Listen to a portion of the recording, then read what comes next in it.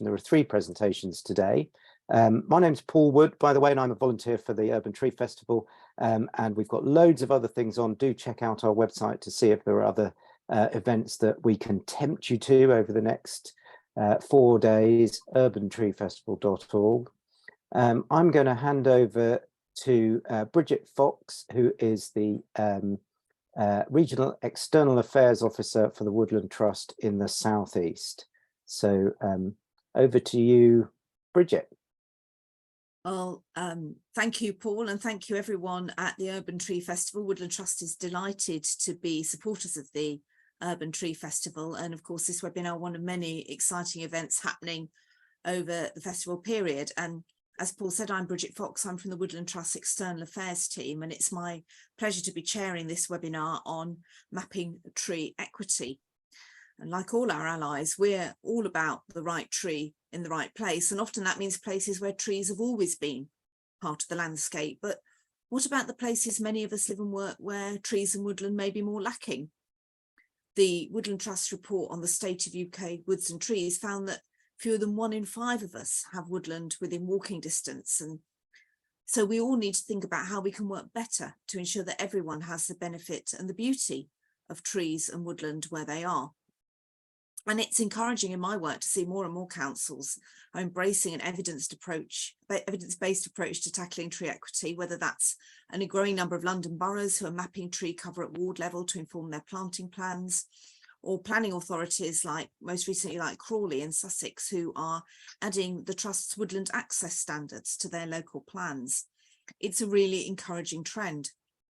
And here to tell us more about this and how you can get involved are 3 great speakers. I'll introduce them more in turn, but we've got Adam Cormack from the Woodland Trust, David Coughlin from the National Trust, and John Rose from Treeconomics. And when we've heard from all 3, as Paul said, there'll be time for some questions. And do please post yours in the Q&A channel. And if you're doing that, you'll see that there's an asked and an answered section. So if your question vanishes from the asked, it might be because it's answered and you'll just need to flick over to see it. So as I said, we'll hear first from my colleague, Adam Cormack. Adam is the head of campaigns at the Woodland Trust, and we're incredibly grateful to him stepping in after our colleague Catherine was unable to join us at short notice. But it's actually a real privilege. Adam has such long experience campaigning for nature, and include not only in his day job, but recently in an individual capacity, helped save some really important trees in his hometown of Newark, as well as leading the Trust's work protecting woodland from our ancient trees to the modern urban forest. So it's a great pleasure to welcome Adam to speak to us now. Thank you, Adam. Thanks, Bridget. I'm just going to share my screen. So hopefully everybody can see that. So I'm going to just go a sort of 10-minute intro really on what tree equity is, some work that's been done in the US that's been led by the not-for-profit organisation American Forests, and then some work that we are looking at in the UK to adapt that work for use in UK towns and cities. And then I'll hand over to David and John in turn. So let's scan through these slides. Ooh. There we go. Right, so what is tree equity? So this is the American Forest definition, having enough trees in an area so that everyone can experience the health, climate and economic benefits. So we're talking about a composite measure of the multiple benefits of trees. And that will become clear, I think, as I go through. So looking at the difference, the idea of equity, and the difference in tree cover between different parts of urban areas. So from the leafy suburbs to the not so leafy parts of town. So what's sort of driving this? Well, the idea of the tree equity score that American Forests has sort of pioneered is this idea of people having equitable access to the benefits of trees. So that's about prioritising and targeting resources in urban areas so that trees, action for trees, tree planting, tree management can be targeted where it's going to have the greatest impact and benefit in terms of the people living there and their needs. So we've set up a partnership. In a minute, I'll just demonstrate the work that's been done in the States, but there's a partnership now between American Forests, Woodland Trust, and the Centre for Sustainable Healthcare to look at adapting tree equity score mapping work that's been done in the US for UK towns and cities. And we're right in the middle of that at the moment. And at the end of my sort of 10-minute slot, I'm going to include my email address and a few thoughts on how you could sort of stay in touch with the development of that project if you'd like to. So why do this? Well, the need. So 16% average tree cover in UK towns and cities. Tree cover reflects historic socioeconomic patterns and trends. You know, the work that the sort of historian and arborist Mark Johnson has done on this is really interesting. I don't know if any of you have read his books on street trees and the history of street trees in Britain, but you know, he describes very clearly that sort of inequality in terms of where trees have ended up in towns and cities, and there's loads of reasons why that's the case, but tree equity is a way of like trying to take action on that now. Cities at risk from overheating, more and more data on that. It's a way to put evidence into policy. So there's really interesting evidence around the public health impacts of things like getting to 30% canopy cover. There's some new research I saw this morning on dementia and 20% canopy cover. So, you know, this is a way to actually start looking at some of the evidence of what level of tree cover actually really helps human beings, and how can we get that into towns and cities and get the funding to make it happen. So this is also a way of adding evidence and sort of strategy into urban forestry plans. So being able to target trees according to people's needs, as well as having sort of maybe big numerical targets and that kind of thing. It's a way for communities to get involved. And so, for example, we've got new government guidance in England, Natural England's green infrastructure standards. The 5th standard is about increasing urban tree cover. I paraphrase a bit, but it says you should have a tree strategy and a target to increase tree cover. It doesn't say to what or how you base your targets. I think tree equity scoring can sort of step in and help guide local councils in terms of their targets around urban tree cover and the resources needed to do it. So American Forests have developed this tree equity score system in the States, which I'm going to demonstrate very quickly, but as it says here, it's a support tool for urban forestry, planting trees in the places where it's needed. And they calculate tree equity scores at a neighbourhood level. And they're using this geography of census block groups. And for the geographers on this webinar, if you're out there, this is our equivalent of lower super output areas, which are sort of aggregations of people into the sort of low thousands. So there's a whole load of maths behind this. You can go on the American Forest Tree Equity Score website, but it's basically about having a tree canopy goal, looking at what the existing canopy cover is, and then applying a set of priority indicators around really drivers, indicators of inequity, income, employment, health. In the States, they use race, urban heat island data, all that sort of thing. So I'm just going to very quickly stop sharing and just go onto the website for the tree equity score in the States. So in 1 minute, I'm going to give you a demonstration of how it works. So hopefully you can all see this. So I'm going to just put in a city. So this is Detroit. So we're going to look at the tree equity score map for Detroit. So I'm going to just quickly hover over. See, these are all the census blocks, all these different sort of neighborhoods within Detroit. And it's calculating a tree equity score out of 100 for each of these. So very broadly speaking, orange is where trees are most needed. Green is where they're least needed, where there are more trees and more benefits to people. If I zoom right out, you'll start to see that this is covering urban areas, not the whole of the sort of US landscapes. Let's go way out. There we go. Back into Detroit. Let's see if I can do this in a minute. There we go. So I'm just going to hover over one of these areas very quickly. So we're looking at this neighborhood here, which is Dearborn, has a tree equity score of 36, relatively low. American Forests have the idea of getting 75 is where you achieve tree equity. And then you can see there's some sort of diagrams here which start to visualize some of the benefits of trees across these different areas of inequity. So there's a whole ton of detail behind this. You can go on and look at this now. I'll perhaps put the link in the chat in a minute, but it's just treeequityscore.org, and you go straight in. You can read about the methodology. So that is the tree equity score system in a nutshell. I've explained sort of why that's important. So the Woodland Trust is running a project with American Forests, with Centre for Sustainable Healthcare, to adapt that map and create a UK version of that. And we're in the middle of working on that at the moment. We're hoping to have something online by the end of this year. And I'll pop my email in the chat. We're looking for people to sort of stay involved with that as stakeholders in this project. We've already had a couple of workshops involving even potentially some of the people on this call. But but we really welcome views and participation in helping us to design what we hope will be a really important support tool for urban forestry and community forestry in the UK. So I'm going to stop there. That's 10 minutes, trying to cover an awful lot, but hopefully that's giving you the idea, what is tree equity? How is it defined by the people who've pioneered this, American forests? So now I'm going to hand over to David, who I think is going to, well, actually, I'm coming back to you, am I, Bridget? Sorry. Yeah, back to you, Bridget. Just briefly to thank you, Adam, and that was brilliant. And I think, like many city dwellers on this, I'm going to be looking forward to those maps appearing for the areas I know best, and seeing how it's really fascinating to see the tree cover, which we're used to talking about in our sector, mapping up with those other social and economic indicators. Why should leafy streets be a synonym for affluence? Why shouldn't everyone get the benefit? And when trees do such an amazing job for our health and our climate, everyone should have a piece of that. And again, if you've got questions for Adam, do put them in the Q&A. So next we'll be hearing from David Coughlin. David's from an exciting project, the Urban Forest Accelerator project, which involves Woodland Trust, National Trust and Community Forest Trust. So lots of trusts there. It's a really exciting project from Birmingham.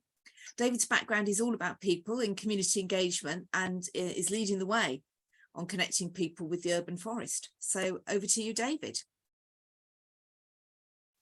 Thanks very much, Bridget, and to Adam. So let me just share my PowerPoint as well.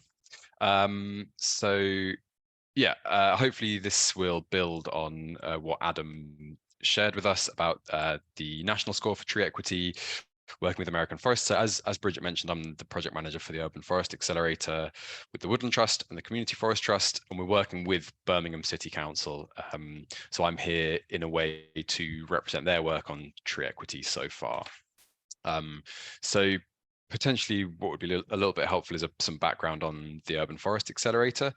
So the project is working with not just Birmingham, but a whole range of local authorities across the country to create a toolkit for of resources for expanding urban forests into the future. So the idea is that we develop a pipeline of places to use this toolkit that's developed with Birmingham and create a sort of unified coalition of places to get that critical mass of a unified voice to talk nationally about what we need for urban forestry.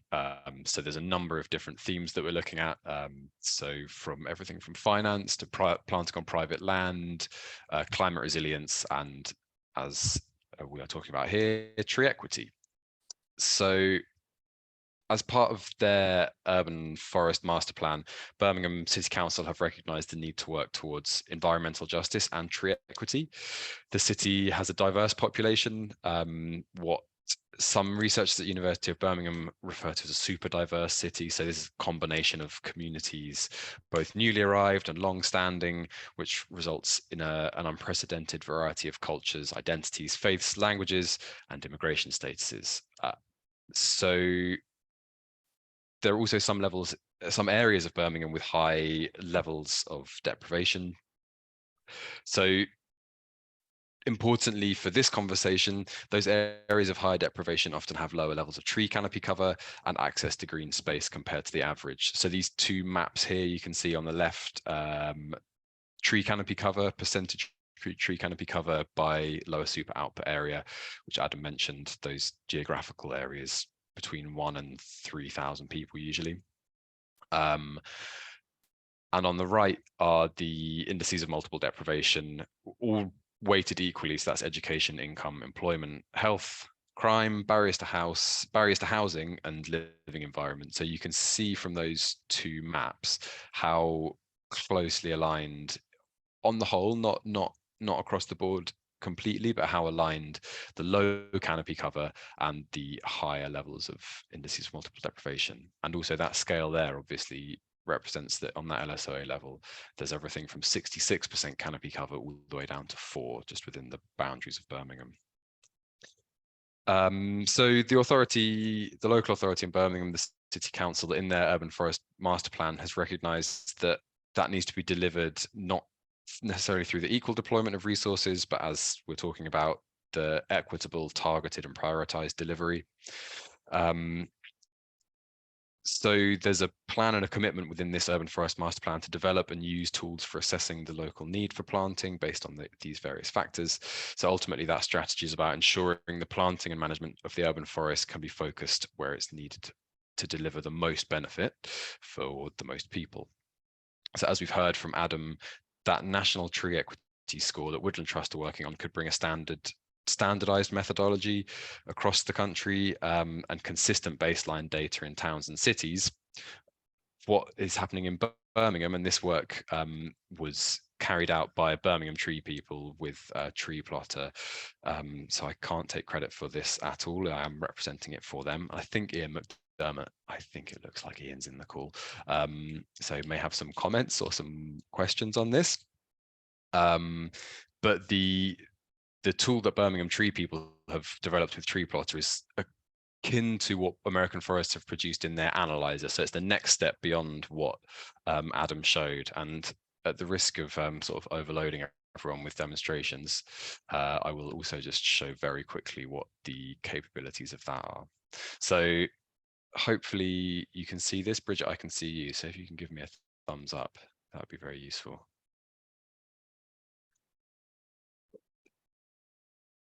No.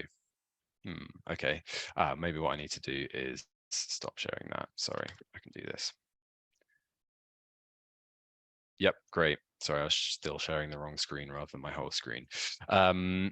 So this sort of gives a rough approximation of what Adam showed on the American Forest version, and we can look at that at the ward level or the lower super output area level.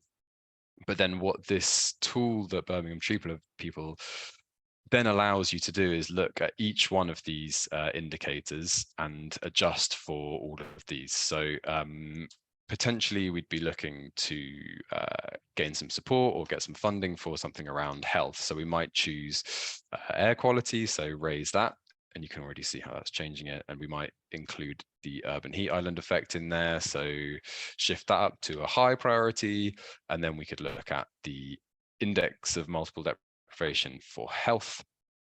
So put that up as a high priority as well. And then you start to see how the map prioritizes areas that should be focused on for planting and then filter down by site suitability. There's another tab here about which then produces a target canopy percentage and the number of trees that you'll need to plant. But I think I may need to leave that one to Simon Needle or one of the colleagues from Birmingham Tree people to explain. So that, again, like Adam's run through, was quite rushed, but hopefully it gives you a sense of what is possible with that tool. So then that ambition for targeting the planting resources also needs the effective management and really strong community engagement to make sure that there's the long-term success of those trees planted in what have been underserved neighborhoods. So what we'll be testing through the Urban Forest Accelerator is looking at these sort of macro steps for achieving tree equity. So from the left, that's that national score that Adam was discussing. The Birmingham Tree people and Tree Plotter tools is that sort of optional bottom box there. So examining a city in more detail and being able to fine tune your indicators, leading to a prioritized planting plan. And then all importantly, this sort of community engagement and ground truthing to make sure that this isn't just a top-down data-driven process that distributes trees to places where they're not necessarily, where to excuse the pun, the ground hasn't been prepared in terms of the wishes of people who live there. Yes, so on top of all of this, through the Urban Forest Accelerator, we are commissioning a piece of work to look at how the data can be used and those platforms and that visualization can be used by community engagement officers and professionals on the ground with people. So that will be sort of where we are in this sort of box here, where we're looking at focusing through the project. Again, like Adam was saying, we are looking for people to input into this. So if anyone wants to get in touch, we're here and would be very interested to hear from you. So I am now going to also pass back to Bridget and Thank you, stop Dave. sharing. Sorry, I'm not a Zoom native, so this is all a bit new for me. Wait, I actually can't work out how to stop sharing. I think if you just Pause pass share. Okay. Stop share. There we are. Lovely. I'll pass. Yeah.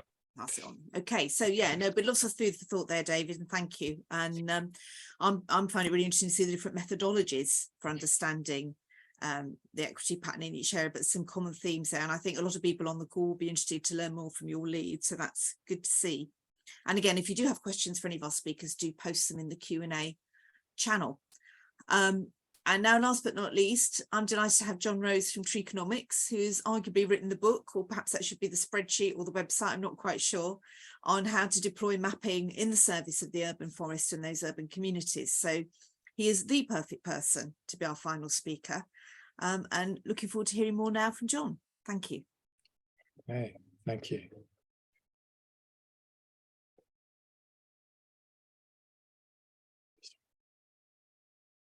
Can't work this though. Does that work? Everybody see that? Okay, so my name's John Rose. I work as an urban forest consultant for Treeconomics. So thank you, Bridget, for the introduction. We are known, I think, as experts in urban forest assessment and master planning. We carried out the first iTree eco study in the UK down in Torbay to quantify ecosystem services, environmental benefits of trees, and we just repeated that exercise on its 10th anniversary. So just on the side to this exercise, biggest finding from there: fewer trees and more canopy. So if you get a chance, go and have a look at that. Obviously, we did play a role in the urban forest master plan for Birmingham, and we're one of 3 consultancies that helped deliver that program to the point where it is now. We a lot of our work covers canopy cover studies and opportunity mapping work, and we help local councils to determine where they might plant trees. And today I'm going to talk about some work we did with a London borough that actually predates some of this work, but some of it was inspired by some of the early conversations and some of the principles involved. Before I get into that, just wanted to touch on this. We can't forget this bit. It's all about distributing the benefits of trees to everybody. We know they're vital in creating better places for us to live, work and play. This shows some 20 ecosystem services or benefits. And one of the things to remember is trees deliver them all at the same time. And they're really very cheap way of doing so. Much cheaper than anything else we've yet come up with as in society. They look great, break up the straight lines within our urban environment. They clean our air, they cool our air, they improve our mental health, well-being, and it's all magnified in our towns and cities, as that's where we live. And if we can share that out more equally, then that's got to be the goal. And I'm probably in good company here, but trees are probably the greatest tool we've got in our drive to build cities resilient to climate change. So one of the challenges in working out how to sort of putting trees on the ground is understanding where we already have trees. So this is a very usual looking tree canopy map for a local government. So it's broken down by wards. This is the London Borough of Barnet, and it's come from their recently published tree policy. And you can see on the scale on the left, the darkest greens are where the greatest tree canopy cover lies, and the lightest are the least. Now, why wards becoming very important is they are very often the building blocks for the allocation of funding at local government level. So prioritization within the council can happen within the ward building blocks, and that's where local councillors represent wards. So it's a very key division by which we did separate our geography up. Therefore, it's very good to understand other information in the same way. However, as you can appreciate, we do very much have to take care. That arrow on the main, the big arrow there is on the boundary between 2 wards, Edgware and Edgware Bury. top one has 29% cover and the lower one has 16%. So at face value, you would think, well, I'll spend my money in the lower one when it comes to planting trees. And if we have a closer look at that area, so that's the same arrow. The dotted line is the A41. It's actually the dividing boundary between two wards.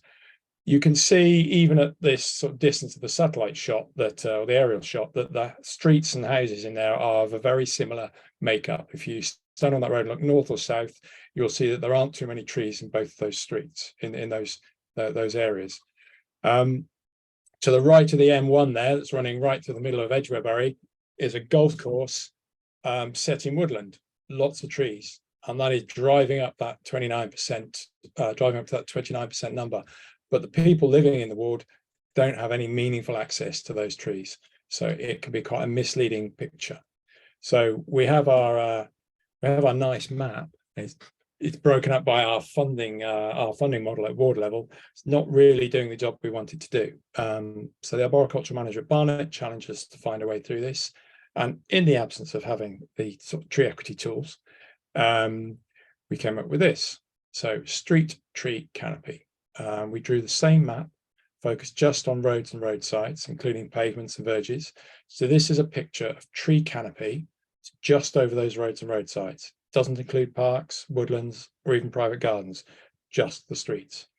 And you can see the highest cover is now 18% rather than the 36% we had on the previous view.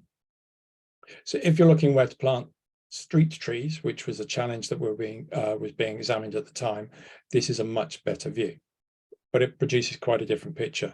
Compared to total tree canopy, darkest greens tend to be at one end and the lightest at the other, but there are certainly a few wards that are better served with this perspective, Edgwarebury being the clearest example. So now we have a more appropriate sort of view of where today's trees are. It's better to look at the benefits, or rather for us, it's actually the challenges that it's easier to get into.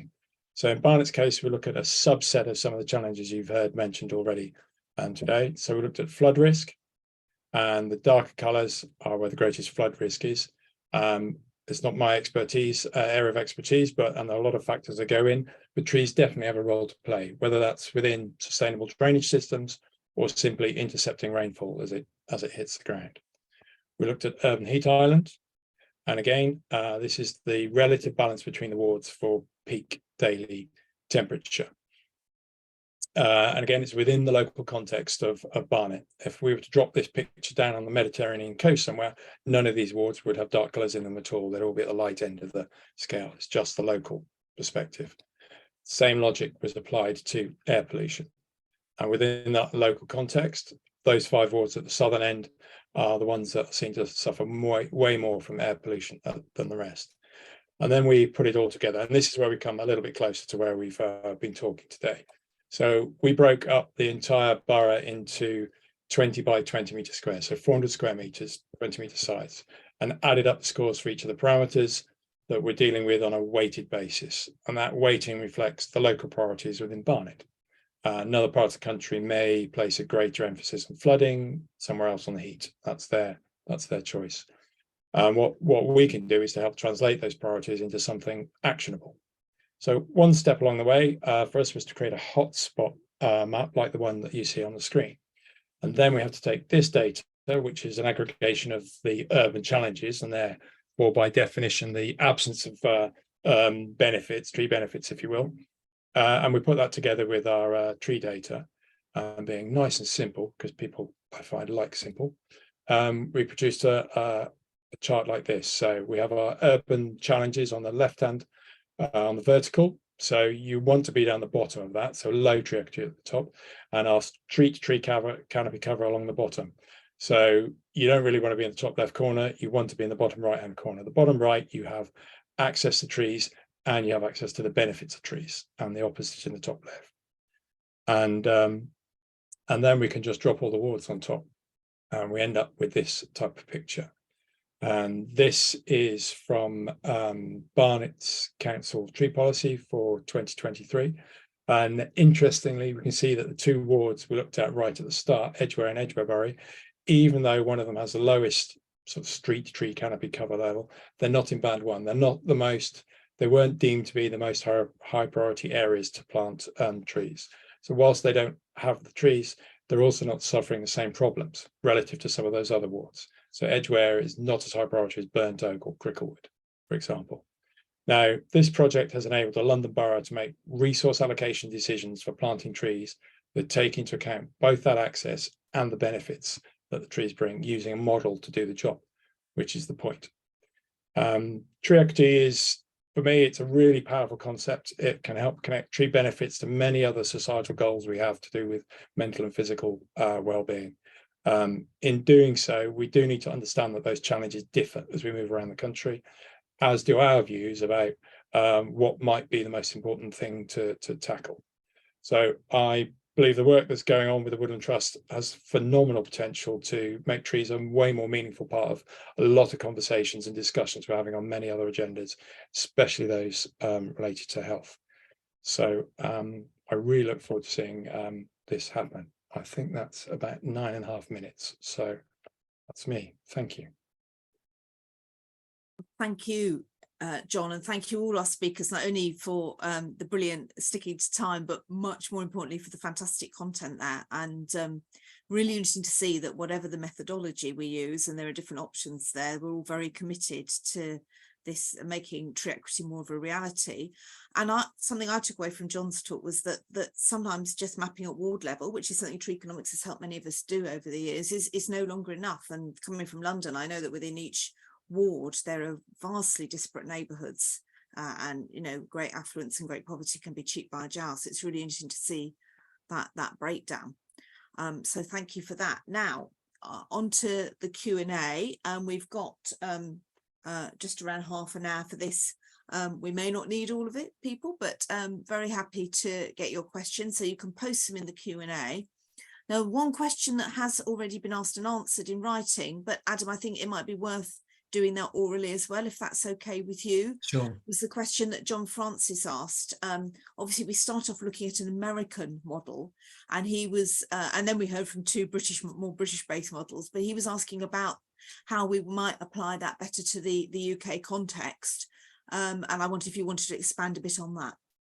Sure, Bridget. Yeah, it's a really good question, and it's one we're really grappling with at the moment. So at first glance, the US model looks great. There's lots of similarities, but actually when you dig into it, it definitely needs adaptation for the UK. We're a different country, different history, different kind of settlement patterns.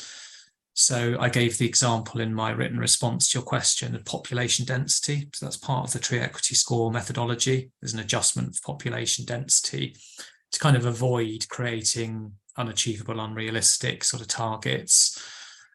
But population density patterns do differ, kind of inevitably between the two countries, but there are some quite, how would I put it, quite material differences in city layouts that kind of drive differences in population density. So that kind of thing needs factoring in. Also in the UK, we have the indices of multiple deprivation in each UK country. So one thing we've worked out is we need a separate methodology for each UK country, because the data is coming from a different sort of source. I think there's probably a way of having a consistent methodology, but it will need sort of one for each country. In the States, they don't have that. So American Forest have almost constructed their own version of that in order to generate a tree equity score. So in a way, we're more data rich here. So short answer, it definitely needs adaptation, and we're working on that at the moment, and really welcoming sort of, we've had a couple of stakeholder workshops, but if anyone is watching who'd like to get involved with that, then please contact me afterwards, and we'd love to talk to you about it, because we're really getting engaged with these questions at the moment in terms of what level of adaptation is needed to make it really work in the UK. That's brilliant, thank you. And I don't know if John, if you had any thoughts on that, how to the American model might translate into the UK context. Obviously, you've been doing this stuff for a while. Yeah, I really like the work, but I think one of the benefits we can bring here is an ability to adapt it locally as we go around, and build some flex into the system. We have different data sets here, and some of the the sort of universality of it has hit some challenges in different areas where I think the most interesting one I saw was very wealthy areas with high unemployment because nobody actually needs to work, for example. So you've got some quirks in the system. And I think we have a chance to build on the work they've done and take it another notch up. And that flexibility locally is probably the one that I would bring in.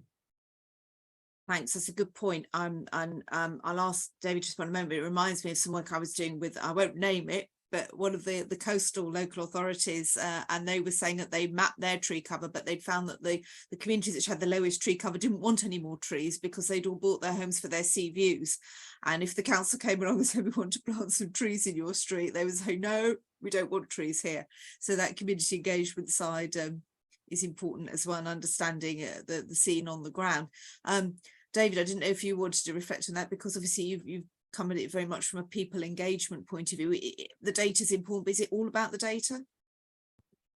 Yeah, I definitely think not. It has to be mixed with what people want, and also I think really importantly, and there was another question about from Zoe Stewart, and sorry Bridget, I'm treading on your host toes, but about it not just being about data gathering and how can we help trees survive, and you know, ASB being a problem, antisocial behavior and vandalism, I guess specifically, rather than generalized antisocial behavior. And I think that I've experienced that in trees that I've planted before, either being pulled out or snapped in half like quite soon after they've been planted. And I think that is why it's very important to understand where people want trees. And also this is something that Catherine Nutchins from the Woodland Trust, I think from her experience at Sheffield, talks about a lot, is understanding what people see as the disservices of the trees and trying to sort of tackle those upstream. And within the Urban Forest Accelerator project, we're going to be looking at skills and training as well. And I think for me, that really fits very neatly into the community engagement side of things. If we're planting trees in, you know, sort of being parachuted into neighborhoods and planting trees as an external body or agency or authority, that's going to have a very different outcome in terms of people's understanding and like social and emotional investment in those trees. So I think if we can work to train people from a much broader range of backgrounds and areas within cities, so that people are involved in the planting of the trees in their neighborhoods, that will have a hugely beneficial impact. Yeah, sorry, can I just I think just the basic thing of talking to people, even if they never get as far as being involved in the planting themselves, the fact that they are asked whether they want trees in their area, whether they have views about it, that's a massive part of solving that particular problem, just engaging people. To come back to the data question, just making this stuff public domain, making it available ultimately can go a long way to getting a lot more people involved in the conversation. It gives them the tools to have those discussions with the right people. They've got something to use. That's great to hear. And I think that getting, I mean, because ultimately, I mean, trees are a wonderful thing in their own right, but as you reminded us, John, they bring so many benefits to people. So engaging people in that process feels really important. There were a couple of slightly more technical questions. There was again one for David about asking if you could share whether your tree plotters, I think it was website, whether that's publicly accessible. And I think the Urban Tree Festival are going to be posting some of the links to some of the resources that the presenters shared. It is accessible, and Ian McDermott has posted the link to that question already. So it's at birminghamtreepeople.org.uk. That's great. So yeah, I mean, lots of fascinating data out there, and I mean, we're increasingly familiar with the urban tree canopy map that Tree Economics have put up, and there are all these exciting new ones as well. There was a question, I think, specifically about the figures on air quality, was it? Or was it temperatures and air quality? Oh, temperatures and air quality, yes. So I don't know if you want to give us a word about what the source. So the temperature one is basically that's satellite data. that's been used, and that was processed by a project that was run by the GLA actually, and a small consultancy did a lot of that work, but that's satellite data. I believe it's probably infrared stuff. They're measuring it directly. The air quality stuff, there are that's DEFRA's carried out. That's works the data that we tend to do is accessed by DEFRA, and that's public domain. I'm not sure if there are instruments in each ward. There definitely instrumentation all around the country, but I'm not sure whether it's at the granular level of each ward. Individual councils will certainly have, where they're trying to tackle air pollution problems, they will have a set of monitors in place. So there are air quality zones that councils will go into detail to collect information, but they may well just be in one ward where they know they have an issue. Bridget, could I just add a little bit please. into what John said, which is, I think, back to actually comment John's last comment about the sort of democratization of data that's sort of underpinning some of the work that American Forest have done. So through the tree equity score map in the States, information on surface temperature and tree canopy is made available to everybody. You can sort of extrapolate it out from the tree equity score to a certain extent, and it's contained within the sort of methodology for the score. And I think that's one of the sort of byproducts, if you like, a sort of helpful byproduct of this. It's kind of helping everyone to have more information about the trees in their area and what those trees are doing, and the kind of, I guess, the risk and the threat. So, you know, that data set on surface temperature, which Treeconomics have used there in Barnet brilliantly in their work, you know, the national level tree equity score would use surface temperature as one of the sort of indicators, if you like, of risk. So that would be built into the score. So here's where we're kind of getting that national and local working together, because yeah, back to the kind of, I think, the comments that were made earlier really about how that idea you get the flow all the way through.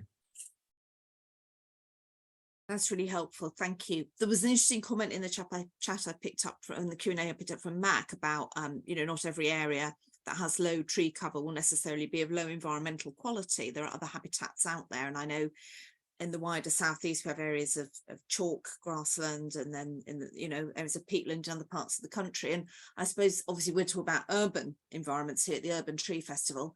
There will be areas which are already very heavily urbanized, very heavily developed, and it might be quite hard to kind of retrofit green canopy. And it was really interesting to me to see in Barnet, the garden suburb that was designed a century ago to incorporate trees alongside houses has clearly stood the test of time.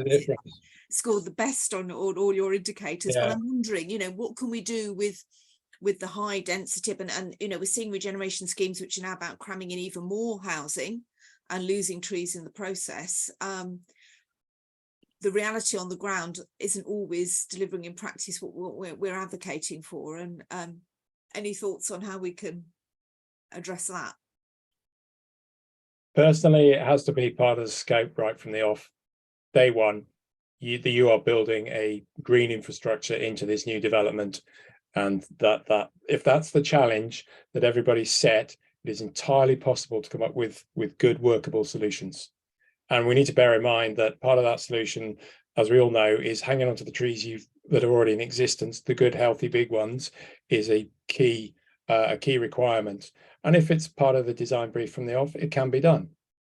If you go, I'm going to plant as many houses, you know, plant a tree, I'm going to get as many people as I can into these you know, these few hundred square meters, I'm not worried about anything else, you'll come up with a different solution. I think we need to scope the thing properly from the off, and we can do it. It's entirely possible. We're quite an intelligent species when we wish to be.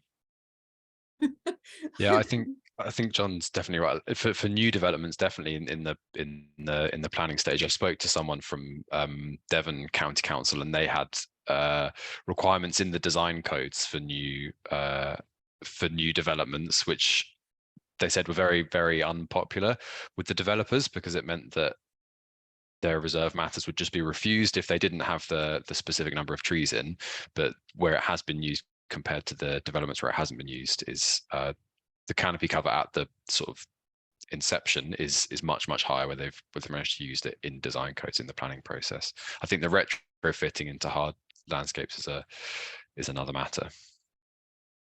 Yeah, that's helpful, David. And Adam, I know that the Woodland Trust has got a great interest in protecting what we've already got.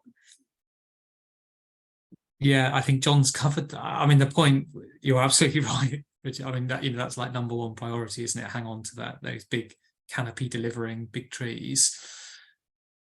I think David's just made an interesting point there in terms of, you know, the financing that's required for getting trees into, you know, hard landscapes and that retrofitting. You know, I think that the tree equity kind of idea and the way that you can use it as a sort of valuation system to drive some of that decision making, you know, it gives you a stronger case for spending £5,000 on putting a tree in, basically, where, you know, you might have a harder time otherwise in actually trying to persuade somebody of why that's a worthwhile use of that much money. So, you know, I would certainly hope that it would help us. So just as a bit of a kind of glimpse into what's possible, last month in the States, the US government passed its Inflation Reduction Act. So, you know, big piece of legislation Biden administration's brought in. It included $1.5 billion on tree equity.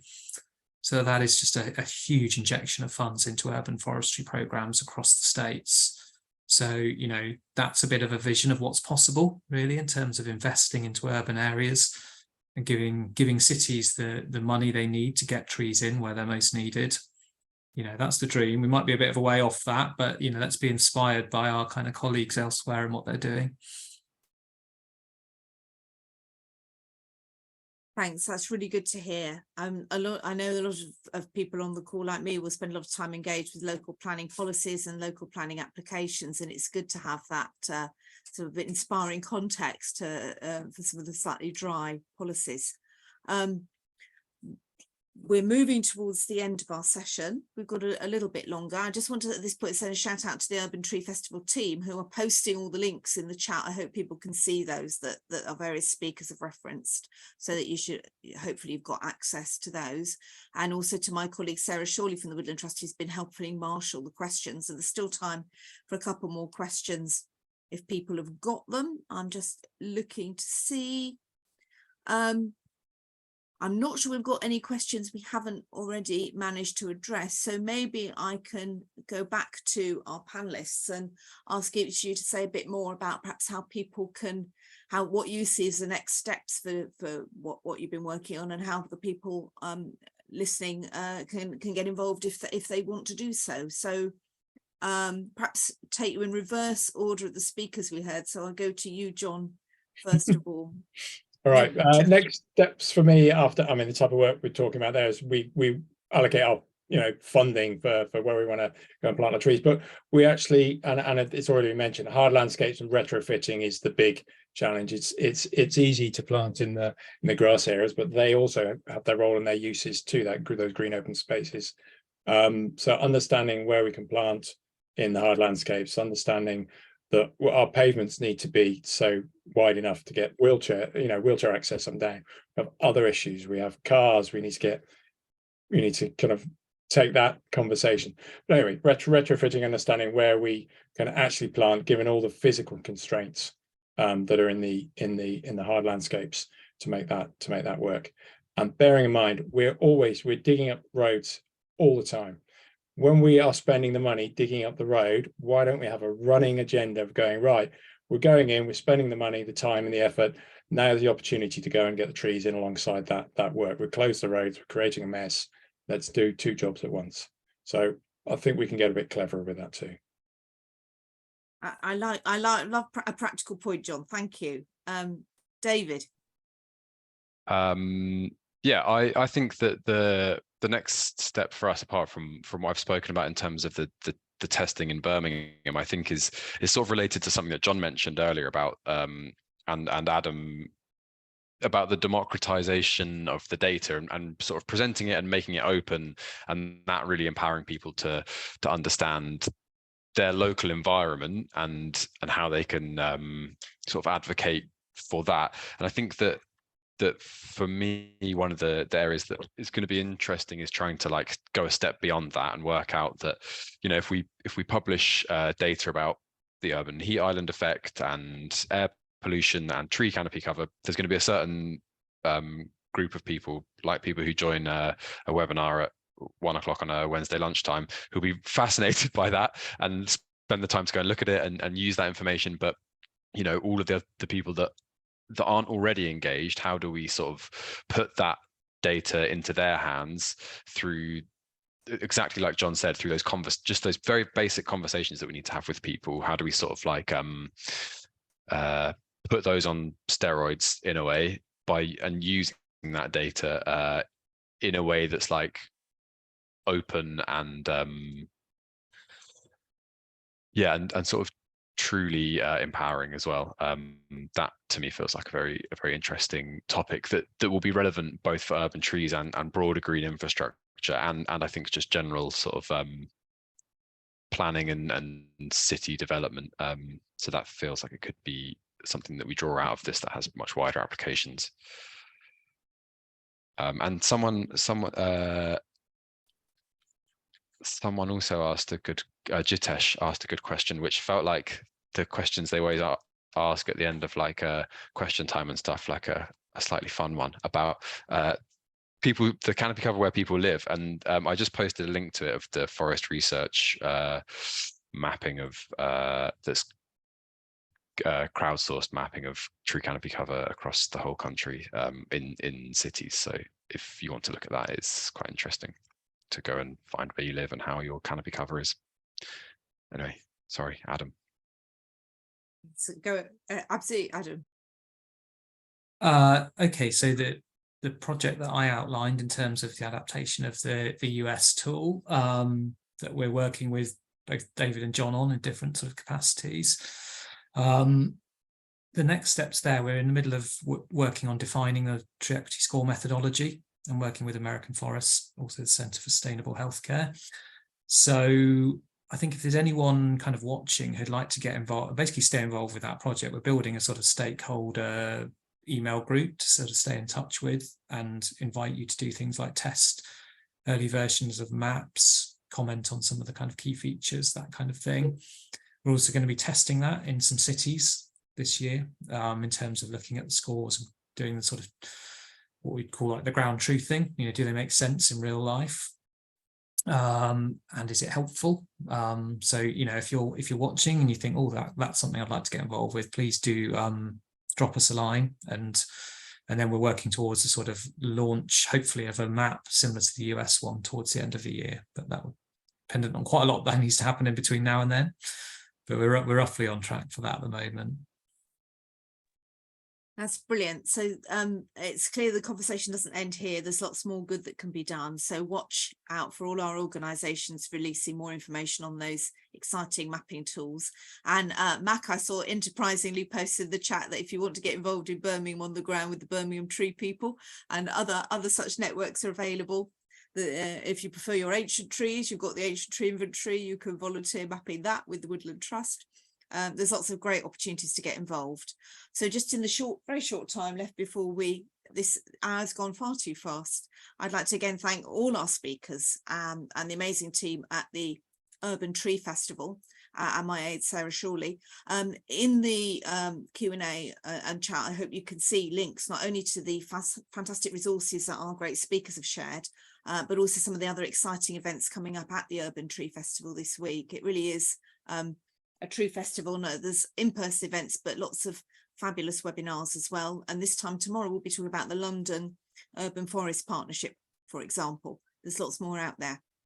So I think we're pretty much done now, but thank you again to all our wonderful speakers. Thank you to all of you for listening and posting your questions. It wouldn't be the same without all of you. If you want to see it again, or you've got people who you think would have benefited from this, it will be recorded. And the recording can be shared. So that's another treat in store. So I think with all ado, I will just, Paul, I don't know if you want to say any final words from the organisers. I think you've said it all, Bridget. Thank you very much. And thank you to all the panelists. That was a fantastic presentation.